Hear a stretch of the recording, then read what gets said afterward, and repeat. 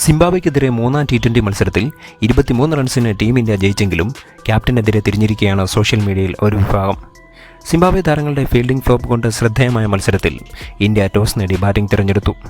കഴിഞ്ഞ മത്സരത്തിൽ ഓപ്പണിങ്ങിനിറങ്ങി സെഞ്ചുറി അടിച്ച അഭിഷേക് ശർമ്മയെ മാറ്റി ജയ്സ്വാളിനൊപ്പം ഓപ്പണിങ്ങിലിറങ്ങിയതാവട്ടെ ഗില്ല്.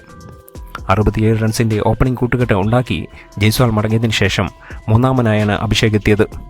ഇതാണ് ആരാധകരെ ചൊടിപ്പിച്ചത്. ഓപ്പണിങ്ങിൽ മികച്ച പ്രകടനം നടത്തിയ അഭിഷേകിനെ ഗില്ലിൻ്റെ സ്ഥാനത്ത് ഓപ്പണിങ്ങിൽ തന്നെ ഇറക്കാമായിരുന്നു എന്നാണ് ഭൂരിഭാഗം പേരുടെയും അഭിപ്രായം.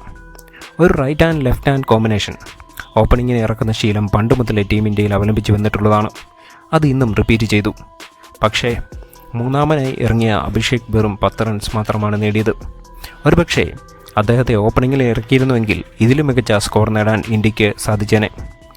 ഗിൽ 49 ബോളിൽ 66 റൺസ് എടുത്ത് ടോപ്പ് സ്കോററായ മത്സരത്തിൽ ഗെയ്ക്വാദ് 28 ബോളിൽ 49 റൺസ് നേടി. ഒരുപാട് ക്യാച്ചുകളും ഫീൽഡിംഗ് പിഴവുകളും നടത്തി സിംബാബ്വെ ഇന്ത്യയെ അകമഴിഞ്ഞ് സഹായിച്ചു. സിംബാബ്വെയുടെ ഫീൽഡിംഗ് കണ്ടാൽ ചിരിയടക്കാനും കഴിയില്ല. മലയാള താരം സഞ്ജുവിന് ബാറ്റിംഗ് ലഭിച്ചുവെങ്കിലും ഫിനിഷറുടെ റോളിൽ അദ്ദേഹത്തിന് മികവ് കാണിക്കാൻ സാധിച്ചില്ല. ആ സ്ഥാനത്ത് റിങ്കു സിംഗിനെ ഇറക്കണമായിരുന്നു എന്നാണ് എൻ്റെ അഭിപ്രായം. 183 റൺസ് വിജയലക്ഷ്യം ചേസ് ചെയ്യാനിറങ്ങിയ സിംബാബ്വെയെ രക്ഷിക്കാൻ മയേഴ്സ് ഒരു ശ്രമം നടത്തി. പക്ഷേ 20 ഓവറിൽ അവർക്ക് 159 റൺസ് എടുക്കാൻ കഴിഞ്ഞുള്ളൂ. ഇന്ത്യക്ക് വേണ്ടി വാഷിംഗ്ടൺ സുന്ദർ 3ഉം അബീഷ് ഖാൻ 2 വിക്കറ്റുകൾ നേടി.